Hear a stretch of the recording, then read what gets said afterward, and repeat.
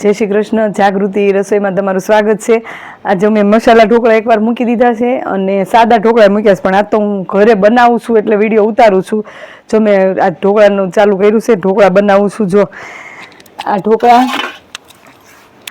મેં જો લીલું લસણ હતું વાડીનું, અમારે ગામમાં વાડી, ગામડામાં તો વાડી હોય ને, ત્યાંથી લીલું લસણ આવ્યું છે.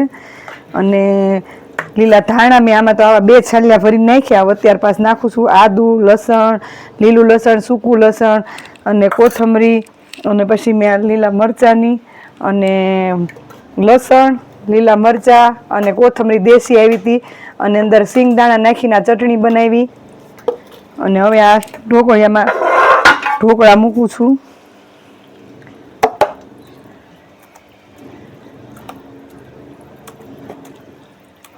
મેં પહેલાં થાળી અંદર મૂકી અને ગરમ કરી હતી થાળી. અને હજી હું આવડી આ લાલ ચટણી બનાવવાની છું ઢોકળા સાથે. એક આ બનાવી છે અને હવે લાલ ચટણી બનાવી છે હમણાં. ના ફાસ્ટ ગેસ કરું અને આ ઢાંકી દીધું. હવે હું આ લાલ ચટણી કેમ બનાવું હું તમને કહું.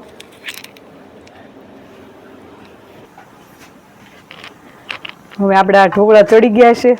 જો આપણે આમ ટેસ્ટ કરી જોઈ, જો આમાં ચપ્પામાં ચોટે ને એટલે ચડી ગયા છે. હવે હું તમને પેલા ચટણી છે ને બતાવી દઉં. લસણ ને એમ નામ કકડાવાની જ છે, પછી બીજી વાર થાળી મૂકું.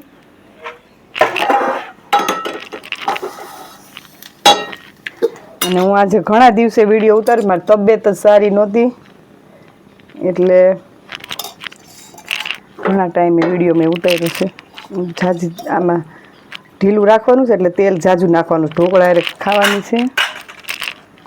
અને આટલું લસણનું 2 મેં રાખ્યું છે ઓલા ઉપર નાખવા. તો બાળ ખાટું થઈને મેં નાખ્યું નથી, તીખું લાગે ને એટલે મારો નાનો બાબો છે એ ખાઈ ન કે, એટલે આ લસણ હું ઉપર રાખીશ અને આટલાનું આ ચટણી બનાવીશ.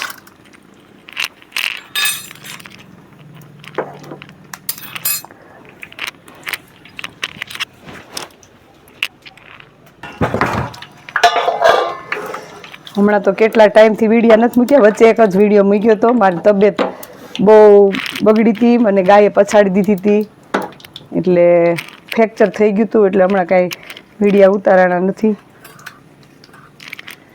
માં સેજ અમથું જીરું નાખું છું, કહેવાનું જો બહુ વધારે નથી નાખવાનું. હા, હિંગ.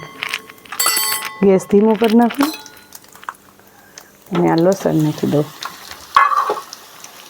ગેસ બંધ જ કરી દઉં. હવે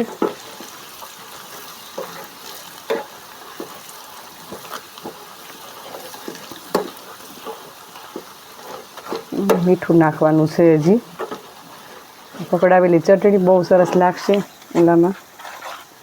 હજી થોડું કાચું તેલ નાખી દઉં. ઉપરથી કાચું તેલ નાખવાનું, સિંગ તેલ, એટલે સુગંધ સારી આવે તેલની.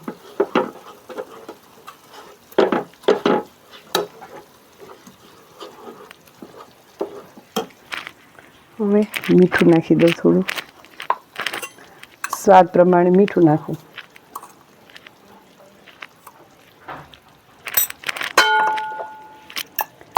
અને 1 ચમચી ધાણા જીરું નાખી દઉં.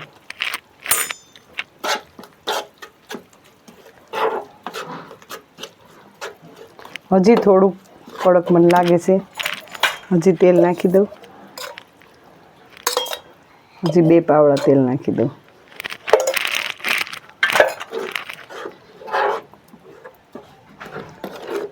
ઉપર એ કાચું તેલ જ આમ નાખવાનું, થોડુંક જ તે ઓલું જ્યાં સુધી આપણે અંદર ઓલું થાય તળાય ત્યાં એટલું જ તેલ નાખવાનું. પછી તો કાચું ઉપર નાખવાનું છે તેલ. જો આપણું આ ચટણી બની ગઈ છે. અને હું આ ચટણી બાઉલમાં લઈ લઉં છું. આ ઢોકળા અરે બહુ સરસ લાગે છે લસણની ચટણી. જો આપણી આ લસણની ચટણી તૈયાર છે. અને હવે મૂકી દઉં.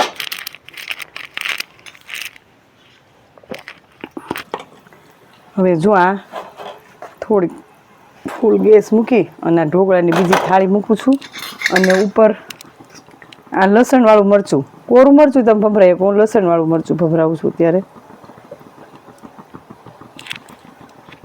અને લીલા ધાણા.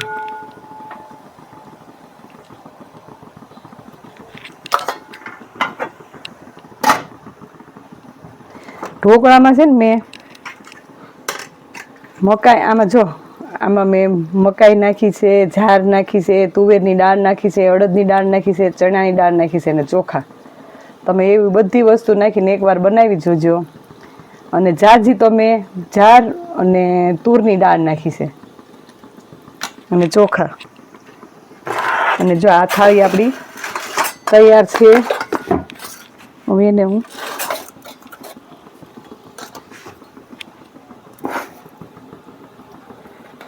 થાળી આપણી તૈયાર છે અને ચડી ગઈ છે. હવે એના હું પીસ કરી લઉં. હવે મારો વિડીયો ચાલુ જ રહેશે.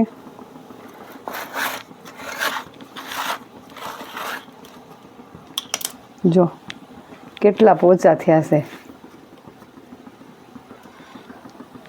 ઘણી વસ્તુ નાખી છે અંદર. અને અમારે ગામડામાં બધી વસ્તુ મળે, લીલું લસણ ને દેશી કોથમરી ને મરચાં હારા તાજા મળે વાડીના જ તે. અને જો આ 2 ચટણી.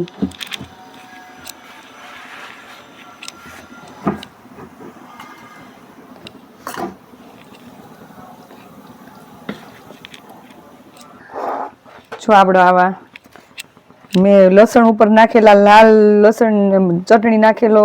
ઢોકળાની થાળી તૈયાર છે. ચટણી લીલી લસણની ચટણી અને આપણા ઢોકળા તૈયાર છે.